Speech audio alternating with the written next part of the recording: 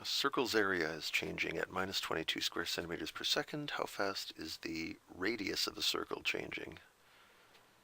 Okay, so how is area connected to radius for a circle? You probably know that one. The area of a circle is pi r squared.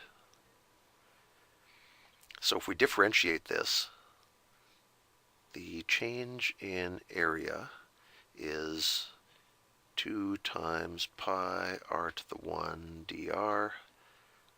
Divide both of those by dt. Okay, so the area change is 2 pi r times the radius change, meaning for big circles, the area changes are greater.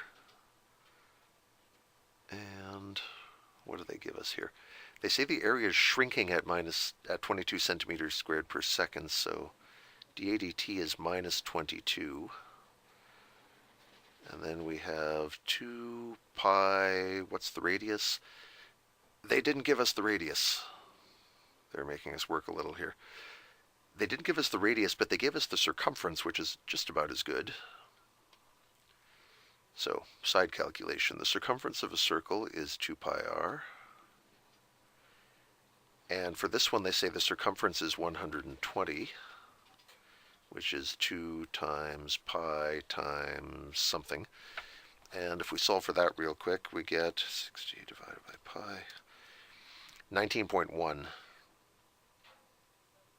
give or take, is 19.1 centimeters is our radius. We need that. That goes right here. So dA dt equals 2 pi. This formula is asking for r, and we had to do a little side trip to get it, but now we know it's 19.1.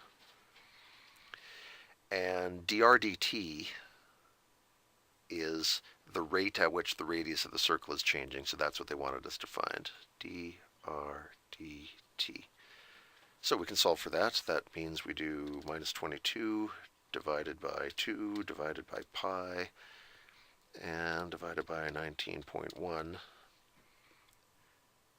And I get dr dt is minus 0.18. And that would have radius units over time units. So the circle's area was going down, which means it's shrinking, which means this negative sign makes sense. And that's our radius rate at that point in time. The radius change won't always be this fast. It may vary. It'll probably start speeding up as the circle shrinks, but at the time when the circumference is 120, this is our dr dt.